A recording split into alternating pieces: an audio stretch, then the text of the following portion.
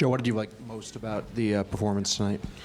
I thought just our will to continue to play, just played through mistakes, played through some tough shot making, just good physicality, and I thought there were some stretches there of really good offensive organization. I thought the guys made some really good rim reads, and thought we defended without fouling. So, pretty good game.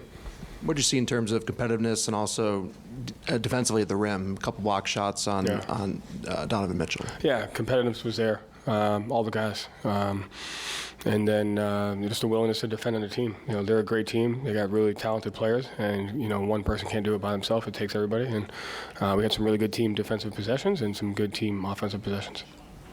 Joe, you put up 120 points, but you're saying there were stretches of the good offense. Do you think there's another level for you guys to go offensively? Yeah, I think so. I think both ends of the floor. I think if you want to get to where you want to get to against teams like this, you can always fight for another level. And so I think the balance of knowing you've done a lot of good things, but also knowing, there's like 10 to 15 possessions, and that's what we've said all year. Win or lose, there's 10 to 15 possessions you want to clean up. So just working through those, and just having that mindset of like getting better every day. And when you always like to say that the success looks different every night.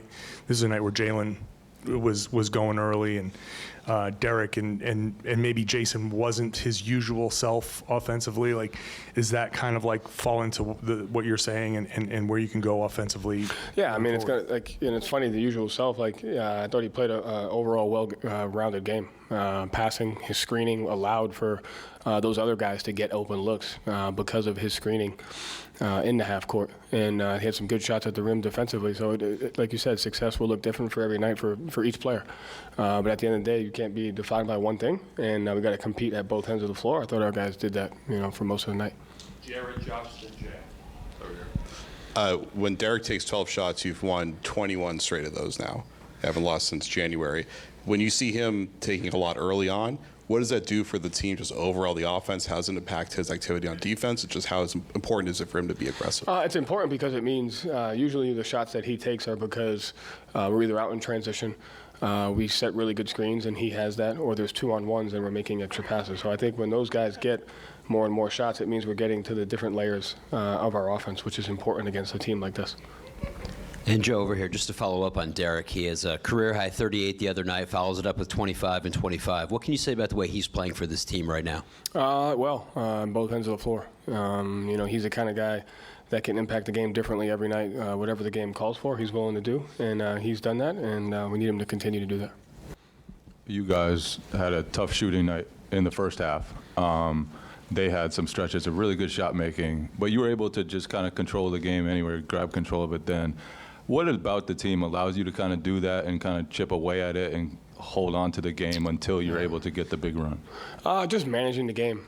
You're always going to go through stretches of shot making and not shot making. It's the other stuff that puts pressure on when you turn it over, when you put guys to the free throw line, when you have empty possessions because of not good shots, and when you give up shots that you don't want to. So I think even with the stretches of, like you said, poor shot making, I thought we were doing all the other stuff really well. I think they only shot 5 free throws in the first half. They only had 5 offensive rebounds or 3 offensive rebounds in the first half, and we only had like 5 or 6 turnovers. And so managing the game on those margins allows us to play through just the typical stretches of the game. Joe, just a thought on, you talked earlier this week about the difference of you guys having rest versus them coming off Game 7. What did you see from your team from the start and as it progressed as the night went on? Yeah, highly competitive. Not sharp in every single area, which is naturally going to happen, but highly competitive, highly intentional on trying to execute the things that are important for us for winning. Over here, Joe. Cornette comes in, gets that block, gave you some fairly spirited minutes. Can you speak to his contributions tonight?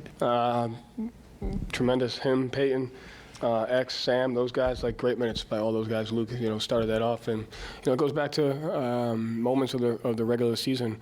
You can't be a good team unless those guys win you games, and they've all played a huge part in winning games, whether it's 4 and 5 nights, back-to-backs, doesn't matter.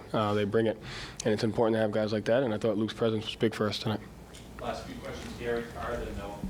Joe, Jalen, 32 points and 18 shots. 1 turnover. Can you kind of touch on his evolution this season? Yeah. He's just gotten so much better in terms of decision-making, taking care of the ball, just kind of being so efficient. Yeah, he takes a ton of pride in just growing as a player every year, every game, every day. Spends a lot of time on it. He's not afraid to go after something that he knows he can improve on, which I think is huge for his growth mindset. And like you said, he has involved his ability to pick and choose his spots, when to play in transition. He had a couple times where he scored in transition, and 2 plays later he slowed it down, went mid-pick and roll, and made the right play. I think the growth of him, even if he scores 6 or 8 in a row and he gets into the paint, it's a pass on the next one. So, he's grown as a player, and it's helped us, and, he's playing big stretches for us, so it's important.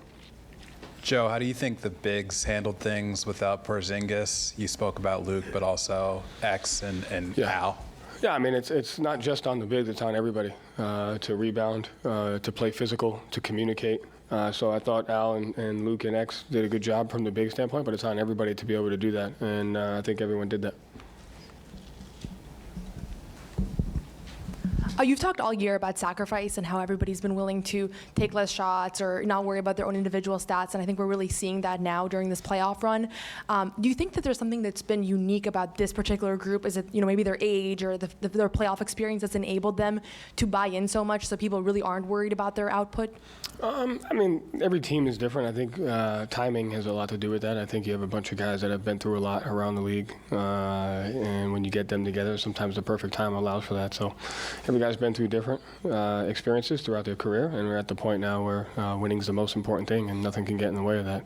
Doesn't mean it's going to be perfect, but the guys do a great job of holding that standard, I think, because of what they've been through in their careers, and you just have to keep fighting for that. It's more important than winning and the process towards winning. Thank you, Joe. Thanks.